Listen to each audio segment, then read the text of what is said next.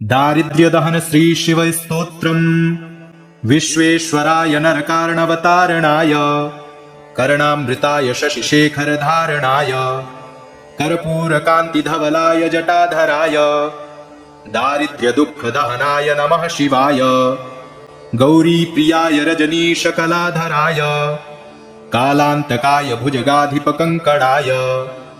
गंगाधराय गजराजविमर्दनाय दारिद्र्यदुःखदहनाय नमः शिवाय भक्तिप्रियाय भवरोगभयापहाय उग्राय दुर्गभवसागरतारणाय ज्योतिर्मयाय गुणनामसुनृत्यकाय दारिद्र्यदुःखदहनाय नमः शिवाय चरमाम्बराय शवभस्मविलेपनाय भालेक्षणाय मणिकुण्डलमण्डिताय मञ्जीरपादयुगलाय जटाधराय दारिद्र्यदुःखदहनाय नमः शिवाय पञ्चाननाय फणिराजविभूषणाय हेमांशुकाय भुवनत्रयमण्डिताय आनन्दभूमिवरदाय तमोमयाय दारिद्र्यदुःखदहनाय नमः शिवाय भानुप्रियाय भवसागरतारणाय कालान्तकाय कमलासनपूजिताय नेत्रत्रयाय शुभलक्षणलक्षिताय दारिद्र्यदुःखदहनाय नमः शिवाय रामप्रियाय रघुनाथवरप्रदाय नागप्रियाय नरकार्णवतारणाय पुण्येषु पुण्यभरिताय सुरर्चिताय दारिद्र्यदुःखदहनाय नमः शिवाय मुक्तेश्वराय फलदाय गणेश्वराय गीतप्रियाय वृषभेश्वरवाहनाय मातङ्गचर्मवसनाय महेश्वराय दारिद्र्यदुःखदहनाय नमः शिवाय विश्वेश्वराय नरकार्णवतारणाय कर्णामृताय शशिशेखरधारणाय कर्पूरकान्तिधवलाय जटाधराय दारिद्र्यदुःखदहनाय नमः शिवाय गौरीप्रियाय रजनीशकलाधराय कालान्तकाय भुजगाधिपकङ्कणाय गंगाधराय गजराजविमर्दनाय दारिद्र्यदुःखदहनाय नमः शिवाय भक्तिप्रियाय भवरोगभयापहाय उग्राय दुर्गभवसागरतारणाय ज्योतिर्मयाय गुणनामसुनृत्यकाय दारिद्र्यदुःखदहनाय नमः शिवाय चरमाम्बराय शवभस्मविलेपनाय भालेक्षणाय मणिकुण्डलमण्डिताय मञ्जीरपादयुगलाय जटाधराय दारिद्र्यदुःखदहनाय नमः शिवाय पञ्चाननाय फणिराजविभूषणाय हेमांशुकाय भुवनत्रयमण्डिताय आनन्दभूमिवरदाय तमोमयाय दारिद्र्यदुःखदहनाय नमः शिवाय भानुप्रियाय भवसागरतारणाय कालान्तकाय कमलासनपूजिताय नेत्रत्रयाय शुभलक्षणलक्षिताय दारिद्र्यदुःखदहनाय नमः शिवाय रामप्रियाय रघुनाथवरप्रदाय नागप्रियाय नरकार्णवतारणाय पुण्येषु पुण्यभरिताय सुरर्चिताय दारिद्र्यदुःखदहनाय नमः शिवाय मुक्तेश्वराय फलदाय गणेश्वराय गीतप्रियाय वृषभेश्वरवाहनाय मातङ्गचर्मवसनाय महेश्वराय दारिद्र्यदुःखदहनाय नमः शिवाय विश्वेश्वराय नरकार्णवतारणाय कर्णामृताय शशिशेखरधारणाय कर्पूरकान्तिधवलाय जटाधराय दारिद्र्यदुःखदहनाय नमः शिवाय गौरीप्रियाय रजनीशकलाधराय कालान्तकाय भुजगाधिपकङ्कणाय गंगाधराय गजराजविमर्दनाय दारिद्र्यदुःखदहनाय नमः शिवाय भक्तिप्रियाय भवरोगभयापहाय उग्राय दुर्गभवसागरतारणाय ज्योतिर्मयाय गुणनामसुनृत्यकाय दारिद्र्यदुःखदहनाय नमः शिवाय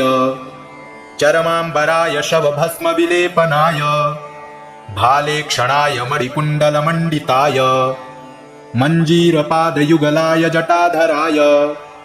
दारिद्र्यदुःखदहनाय नमः शिवाय पञ्चाननाय फणिराजविभूषणाय हेमांशुकाय भुवनत्रयमण्डिताय आनन्दभूमिवरदाय तमोमयाय दारिद्र्यदुःखदहनाय नमः शिवाय भानुप्रियाय भवसागरतारणाय कालान्तकाय कमलासनपूजिताय नेत्रत्रयाय शुभलक्षणलक्षिताय दारिद्र्यदुःखदहनाय नमः शिवाय रामप्रियाय रघुनाथवरप्रदाय नागप्रियाय नरकार्णवतारणाय पुण्येषु पुण्यभरिताय सुरर्चिताय दारिद्र्यदुःखदहनाय नमः शिवाय मुक्तेश्वराय फलदाय गणेश्वराय गीतप्रियाय वृषभेश्वरवाहनाय मातङ्गचर्मवसनाय महेश्वराय दारिद्र्यदुःखदहनाय नमः शिवाय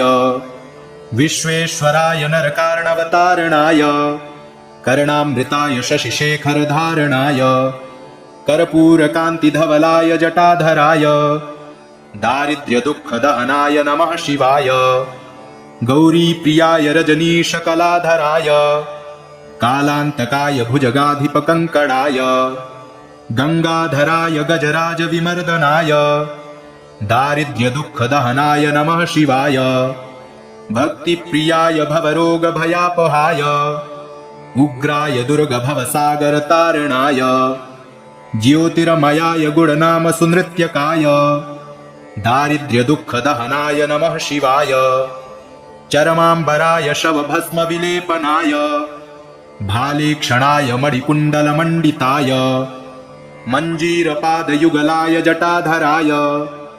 दारिद्र्यदुःखदहनाय नमः शिवाय पञ्चाननाय फणिराजविभूषणाय हेमांशुकाय भुवनत्रयमण्डिताय आनन्दभूमिवरदाय तमोमयाय दारिद्र्यदुःखदहनाय नमः शिवाय भानुप्रियाय भवसागरतारणाय कालान्तकाय कमलासनपूजिताय नेत्रत्रयाय शुभलक्षणलक्षिताय दारिद्र्यदुःखदहनाय नमः शिवाय रामप्रियाय रघुनाथवरप्रदाय नागप्रियाय नरकार्णवतारणाय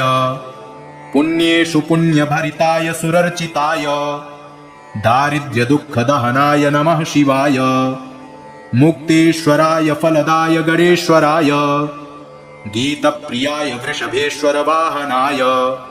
मातङ्गचर्मवसनाय महेश्वराय दारिद्र्यदुःखदहनाय नमः शिवाय विश्वेश्वराय नरकार्णवतारणाय कर्णामृताय शशिशेखरधारणाय कर्पूरकान्तिधवलाय जटाधराय दारिद्र्यदुःखदहनाय नमः शिवाय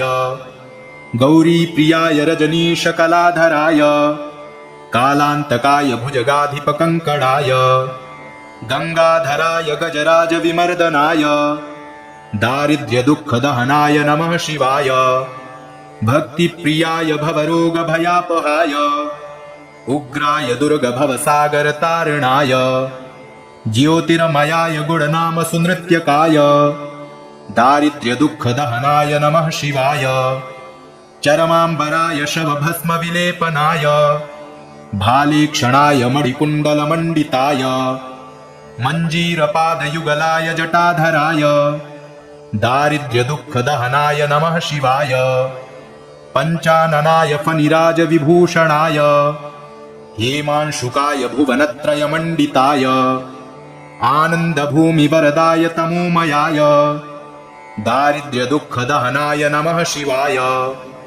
भानुप्रियाय भवसागरतारणाय कालान्तकाय कमलासनपूजिताय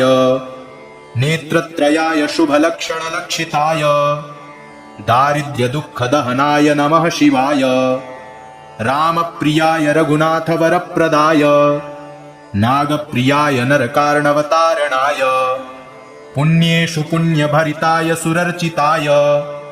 दारिद्र्यदुःखदहनाय नमः शिवाय मुक्तेश्वराय फलदाय गणेश्वराय गीतप्रियाय वृषभेश्वरवाहनाय मातङ्गचर्मवसनाय महेश्वराय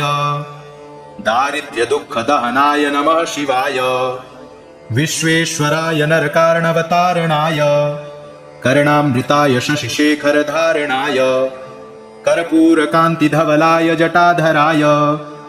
दारिद्र्यदुःखदहनाय नमः शिवाय गौरीप्रियाय रजनीशकलाधराय कालान्तकाय भुजगाधिपकङ्कणाय गङ्गाधराय गजराजविमर्दनाय दारिद्र्यदुःखदहनाय नमः शिवाय भक्तिप्रियाय भवरोगभयापहाय उग्राय दुर्गभवसागरतारणाय ज्योतिर्मयाय गुणनामसुनृत्यकाय दारिद्र्यदुःखदहनाय नमः शिवाय चरमाम्बराय शवभस्मविलेपनाय भालेक्षणाय मणिकुण्डलमण्डिताय मञ्जीरपादयुगलाय जटाधराय दारिद्र्यदुःखदहनाय नमः शिवाय पञ्चाननाय फणिराजविभूषणाय हेमांशुकाय भुवनत्रयमण्डिताय आनन्दभूमिवरदाय तमोमयाय दारिद्र्यदुःखदहनाय नमः शिवाय भानुप्रियाय भवसागरतारणाय कालान्तकाय कमलासनपूजिताय नेत्रत्रयाय शुभलक्षणलक्षिताय दारिद्र्यदुःखदहनाय नमः शिवाय रामप्रियाय रघुनाथवरप्रदाय नागप्रियाय नरकार्णवतारणाय पुण्येषु पुण्यभरिताय सुरर्चिताय दारिद्र्यदुःखदहनाय नमः शिवाय मुक्तेश्वराय फलदाय गणेश्वराय गीतप्रियाय वृषभेश्वरवाहनाय मातङ्गचर्मवसनाय महेश्वराय दारिद्र्यदुःखदहनाय नमः शिवाय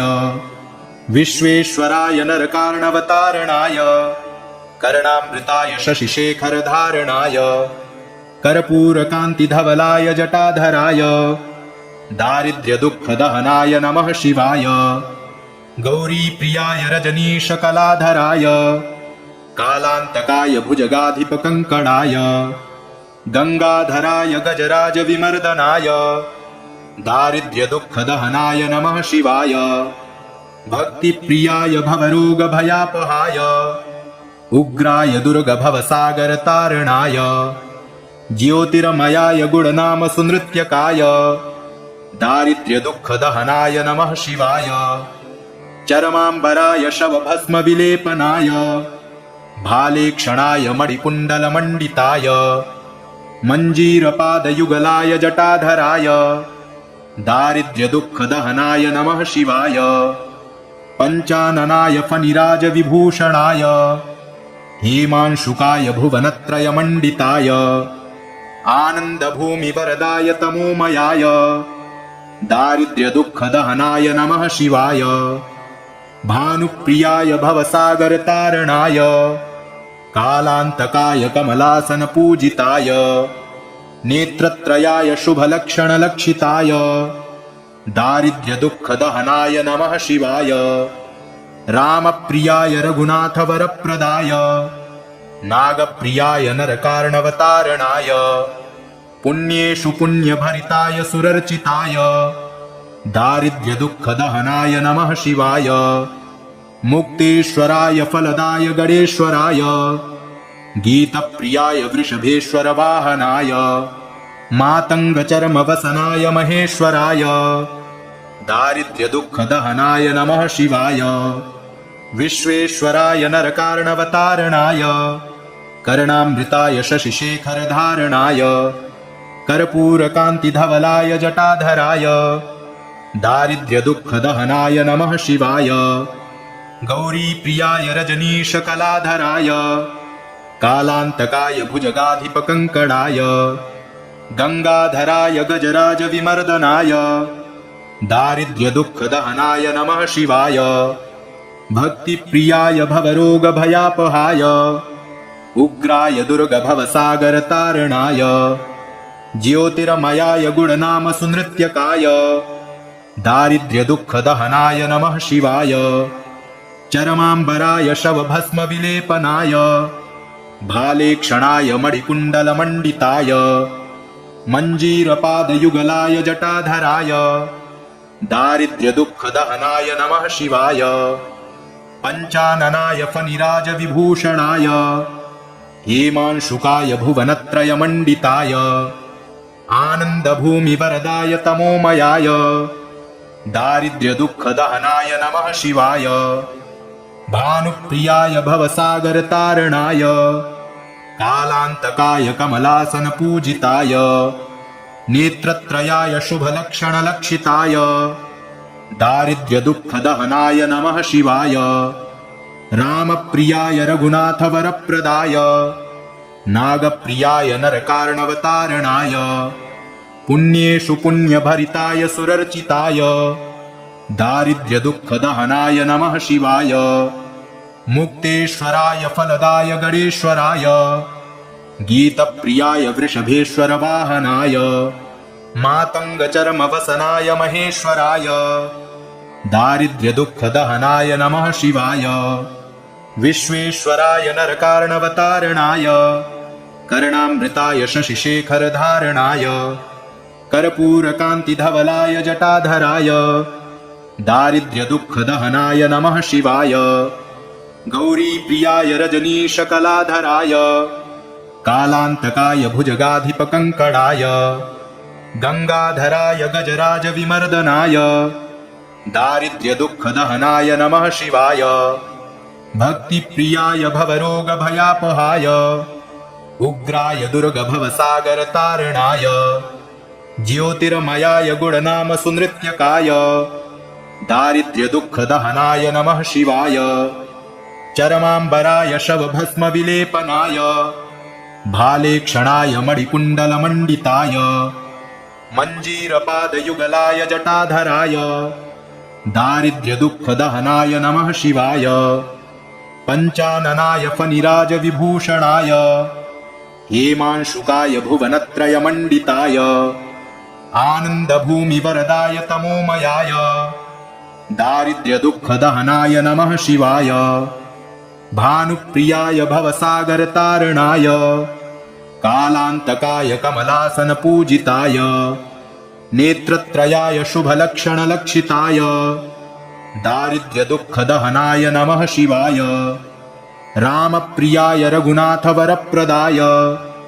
नागप्रियाय नरकार्णवतारणाय पुण्येषु पुण्यभरिताय सुरर्चिताय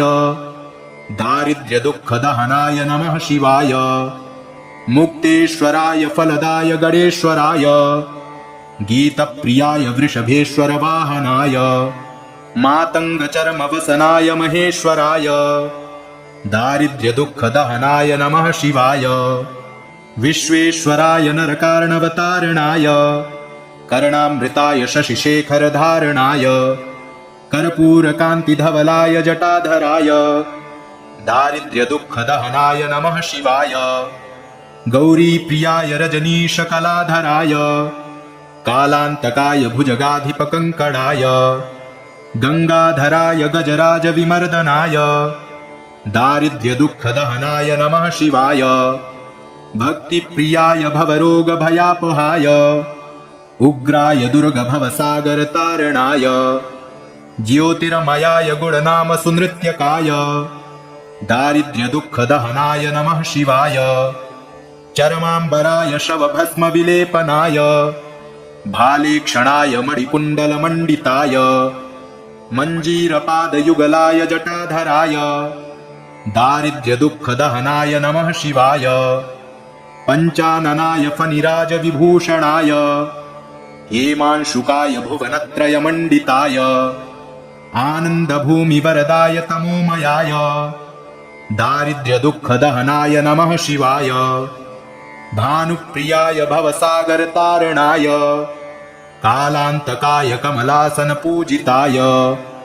नेत्रत्रयाय शुभलक्षणलक्षिताय दारिद्र्यदुःखदहनाय नमः शिवाय रामप्रियाय रघुनाथवरप्रदाय नागप्रियाय नरकार्णवतारणाय पुण्येषु पुण्यभरिताय सुरर्चिताय दारिद्र्यदुःखदहनाय नमः शिवाय मुक्तेश्वराय फलदाय गणेश्वराय गीतप्रियाय वृषभेश्वर वाहनाय मातङ्गचर्मवसनाय महेश्वराय दारिद्र्यदुःखदहनाय नमः शिवाय विश्वेश्वराय नरकार्णवतारणाय कर्णामृताय शशिशेखरधारणाय कर्पूरकान्तिधवलाय जटाधराय दारिद्र्यदुःखदहनाय नमः शिवाय गौरीप्रियाय रजनीशकलाधराय कालान्तकाय भुजगाधिपकङ्कणाय गङ्गाधराय गजराजविमर्दनाय दारिद्र्यदुःखदहनाय नमः शिवाय भक्तिप्रियाय भवरोगभयापहाय उग्राय दुर्गभवसागरतारणाय ज्योतिर्मयाय गुणनाम सुनृत्यकाय दारिद्र्यदुःखदहनाय नमः शिवाय चरमाम्बराय शवभस्मविलेपनाय भालेक्षणाय मणिकुण्डलमण्डिताय मञ्जीरपादयुगलाय जटाधराय दारिद्र्यदुःखदहनाय नमः शिवाय पञ्चाननाय फणिराजविभूषणाय हेमांशुकाय भुवनत्रयमण्डिताय आनन्दभूमिवरदाय तमोमयाय दारिद्र्यदुःखदहनाय नमः शिवाय भानुप्रियाय भवसागरतारणाय कालान्तकाय कमलासनपूजिताय नेत्रत्रयाय शुभलक्षणलक्षिताय दारिद्र्यदुःखदहनाय नमः शिवाय रामप्रियाय रघुनाथवरप्रदाय नागप्रियाय नरकार्णवतारणाय पुण्येषु पुण्यभरिताय सुरर्चिताय दारिद्र्यदुःखदहनाय नमः शिवाय मुक्तेश्वराय फलदाय गणेश्वराय गीतप्रियाय वृषभेश्वर वाहनाय मातङ्गचर्मवसनाय महेश्वराय दारिद्र्यदुःखदहनाय नमः शिवाय। इति श्री दारिद्र्यदहन शिवस्तोत्रम् सम्पूर्णम्।